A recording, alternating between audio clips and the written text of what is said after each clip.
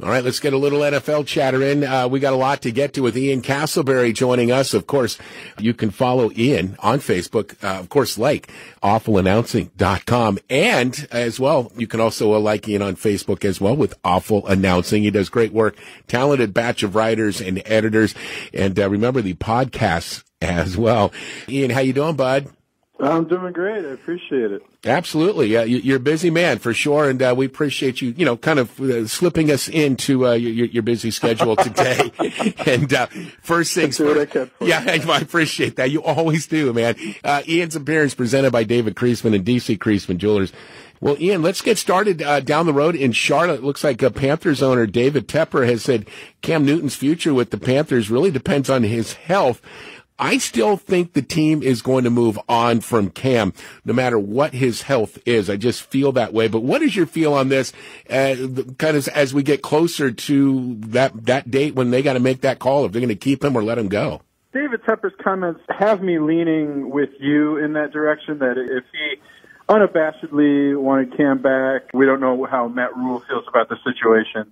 But if Tepper was completely enthusiastic about Cam returning, you would think he would say something like, well, absolutely. We want Cam to be our quarterback. Sure, if he's healthy, that's a big question, but he's always been a Panther. He's our guy. We would love to see him come back.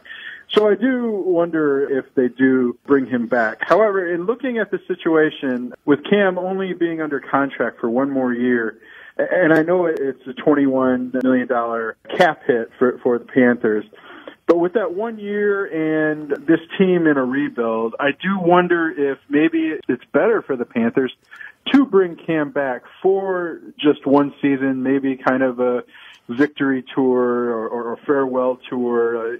Maybe it won't be too much of a victory tour if the Panthers don't win too many games. But I don't see another veteran quarterback out there necessarily that would fit Panthers' plans long term. So, what will the Panthers do moving on from Cam? They have the number 7 pick in the draft. Could they draft Justin Herbert later in the draft? Could they draft somebody like a Jacob Eason or a Jalen Hurts or somebody like that? In that case, maybe you're not ready to throw a rookie quarterback into the fire like that, and you need a veteran to tutor that quarterback and kind of be a placeholder for 1 year. And if that's the case, they already have that in Cam Newton. Is it better to stay with that or to go out and sign someone like, say, a Case Keenum or somebody like that as a veteran stopgap? Yeah, that's the money side, believe it or not, at $20 million, Cam's kind of a bargain these days. So I think that's the financials. I think that's the one reason I would think maybe they could keep Cam. Again, my feel is that that's not going to happen. I think this is going to be like a complete gut job. Sans, of course, Christian McCaffrey.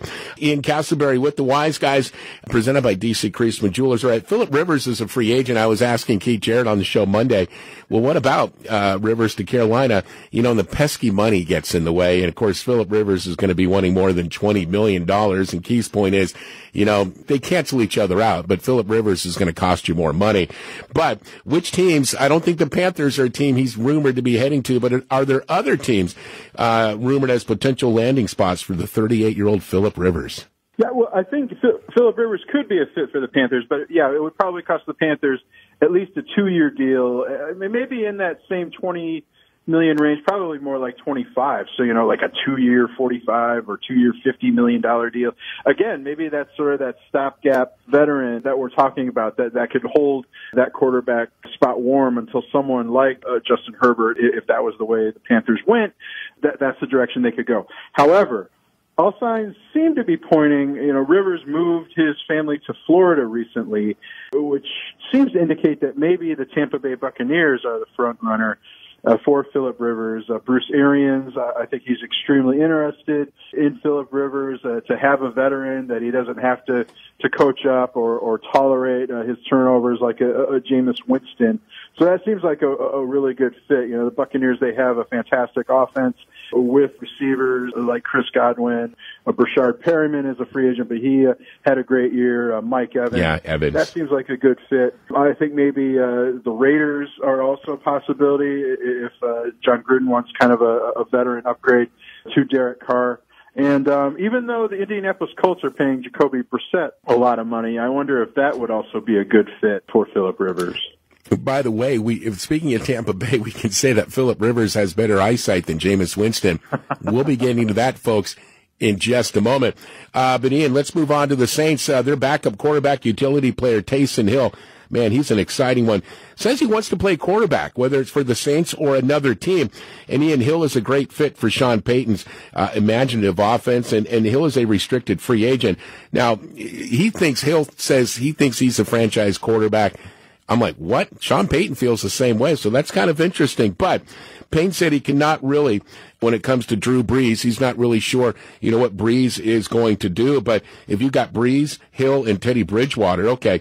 So if the 41-year-old Brees returns, which backup quarterback is the odd man out to you, Ian?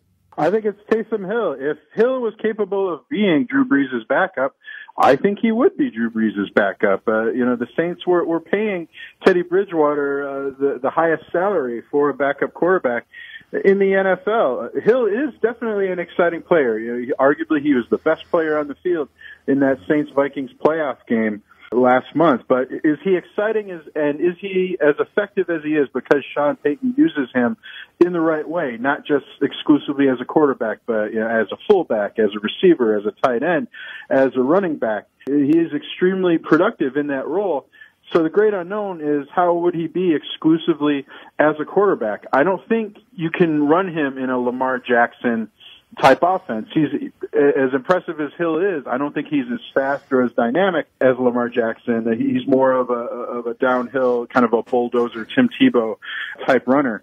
We're talking about a quarterback who only has 15 career attempts in the NFL. That's not a lot to go on.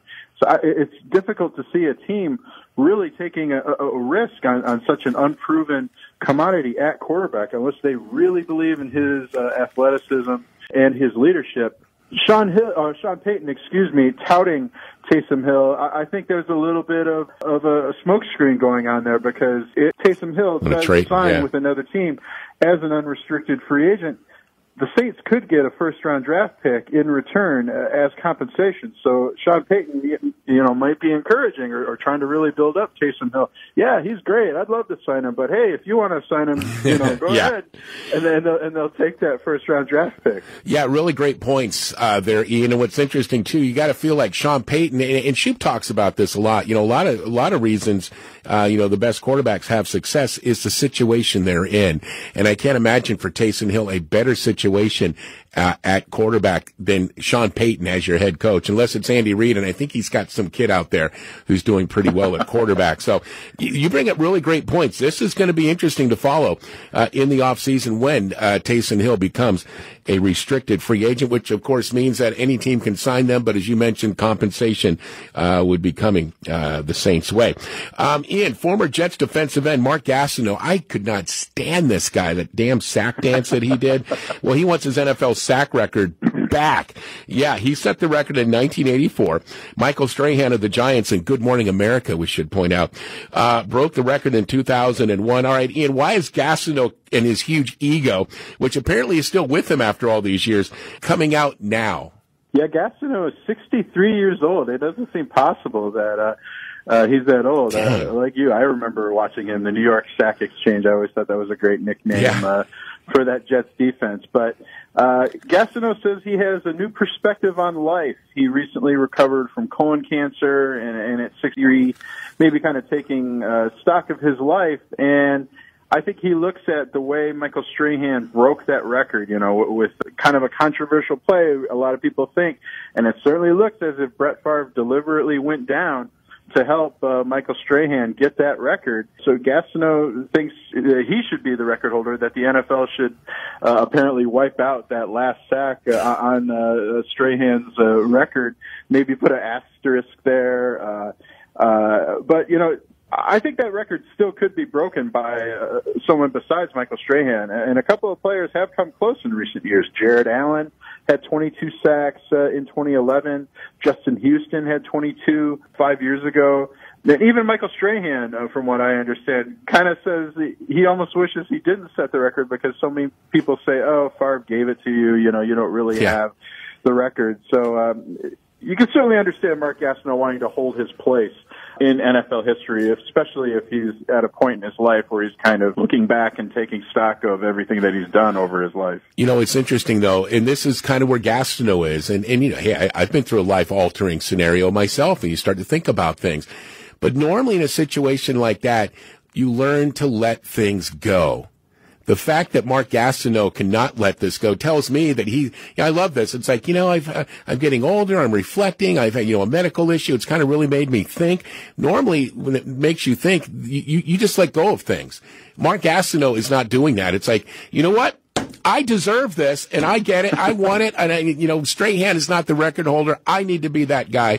It's just, to me, very selfish, and it rings at Pete Rose later on going, you know what? I need to be in the Hall of Fame. It just does. Guys like that just rub me the wrong way, but I loved how Gastineau was, and as you mentioned, he's taking stock in his life. And again, usually when you take stock, you're not complaining about a record you think you should have had. All right, I'll move on from that. That's a really good perspective on it. To see it that way as well. Gastineau, please. But we hope health-wise he's doing well.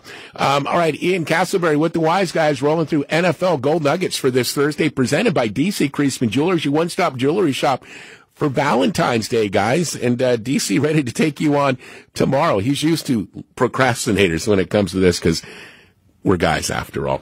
All right, Ian, Antonio Brown sucking up to Big Ben this time. It's like the apology tour is continuing. Every time AB apologizes, I feel like we have to give a professional status update. So if Antonio continues to apologize, will it matter still at this point, Ian? It can't hurt. Last week we were criticizing Antonio Brown. He was apologizing to the Pittsburgh Steelers, but it was kind of this blanket apology and wasn't really drilling down as to what the problems really were in Pittsburgh. So for him to extend an apology to Ben Roethlisberger, I suppose is notable, saying things, like he never realized how good he had it. I'm sure Derek Carr and Tom Brady feel great about that as well. But, is this Antonio Brown picking up the phone and calling Ben Roethlisberger? Antonio Brown still wants some publicity around this, for everyone to know that, hey, I'm making an effort. I'm apologizing. Yeah. I think it helps, but again, I still feel like NFL teams aren't going to touch Antonio Brown until these off-field issues, this lawsuit and the personal conduct investigation with the NFL, until those issues get cleared up, Antonio Brown, I don't think any team's going to touch him. I love the line. It's like, I didn't realize I had it so good in Pittsburgh. Well, of course you didn't, Antonio, because as always, you think about yourself. And that's what really bothers me with that statement as well. It's like, wow, I never really knew how good I had it. Well, if you actually thought about it, someone other than yourselves, he would have seen that, maybe appreciated that even more. I still say it's too late for Antonio Brown, but I find it interesting that, he's still, in essence, groveling to the Steelers and really anyone else as well. He's in a desperate situation, I think, right now, and I agree with you. I just think, to me, this is just more of Antonio Brown trying to do what Antonio Brown thinks he needs to do to get back in the league. But as you pointed out, his legal issues need to be squared away, I think, before the NFL even considers taking a look at Antonio Brown. Ian, before we let you go, let's get back to Tampa Bay. We were kind of teasing this a little bit. Jameis Winston announcing that he had LASIK surgery for nearsightedness. Insert joke here, Ian. I'm not quite sure if you saw Jameis Winston last year. His head coach Bruce Arians said Jameis cannot see the scoreboard, but he can see players in front of him. Well, Ian, I'm not sure Arians' breakdown is bringing little comfort to Bucs fans. So, Jameis Winston had LASIK surgery to correct nearsightedness, which I didn't know this. I thought this is something you think it would have come out a little bit more publicly, a little more strongly when he was coming out of Florida State and the number one overall draft pick. But apparently this is a problem that he had at Florida State, and there were comments about how he would squint at the scoreboard and he would be caught on camera doing that. This must help. I mean, if nearsightedness is, if things were a blur down the field, you would presume he could see colors. By the way, what is it about Tampa Bay Buccaneers and sight disorders? Was it one of Vinny Testaverde's problems that he was colorblind, supposedly, and that's why he threw so many interceptions? So maybe this is a good thing for Jameis Winston, especially as he's becoming a free agent. But, will this help? What did he throw? 30 interceptions last year? He threw for 5,000 yards. He had a really good season, but it's almost like he either throws it, I know this sounds simple, he either throws it to his team or throws it to the other team. I guess there's no other. I think he gave new meaning to 30 for 30 because I think he threw 30 touchdowns and 30 interceptions.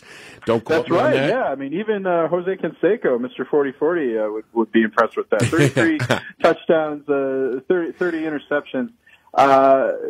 It certainly does help him, and I think I'm very intrigued to see where Jameis Winston ends up as a free agent quarterback. Will he come back to the Tampa Bay Buccaneers, or has Bruce Arians kind of had enough of that after going through it for one season? And we mentioned maybe Arians is ready to go on with Phillip Rivers. Could Jameis Winston go to a place like Indianapolis or Tennessee if Ryan Tannehill is too expensive? Well, maybe John Gruden really wants to see what he could do with Jameis Winston in Las Vegas. You don't think that at his age, 26 years old, I don't know if he's willing to go be a backup because he did have so much success with the Tampa Bay Buccaneers. You look at the Chicago Bears as somebody who could also use a quarterback. Maybe Sean Payton, if he decides, if Drew Brees decides to retire, go to the broadcast booth. If Teddy Bridgewater, maybe Sean Payton thinks Jameis Winston is a more dynamic quarterback than Teddy Bridgewater. He would seem to have a lot of options, and now that he's had this eye surgery, he can, read his contract a little bit better, apparently. Well, it's like, he can see the players in front of him, not like 15, 20 yards in front of him. I don't know. I mean, that's just like unnerving to know your quarterback who threw as many interceptions as touchdowns or close to it, had just had LASIK surgery. It's a story Augie would tell here on the show, when he was coaching at Colorado. And Burt Jones was with LSU, and they were playing the Tigers down in Baton Rouge. And Burt Jones threw 6 interceptions, Ian, against Colorado. And after like the 4th one, Augie turned to his coach. He's like, "Is he colorblind? I mean, is he not seeing the uniform?" I mean, so when you brought that up, I was kind of like, yeah, I wonder what's going on there. Oh my goodness, Tampa Bay. They got a great quarterback coach down there, but they're just trying to figure out, which quarterback is going to work. That's Ian Casselberry, the best man for sure. Ian, thanks as always, my friend. We can't wait to catch up with you on Monday. Enjoy the weekend.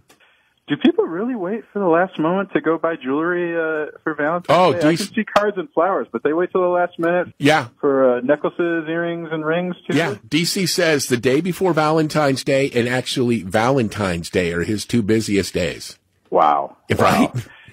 I mean, I procrastinate too. I'm not one to talk, but for jewelry, that was a little surprising. Yeah, that's next level procrastination for sure, man.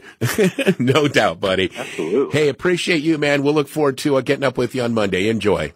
Okay, enjoy the rest of the week, Pat. You got it. Thank you, Ian.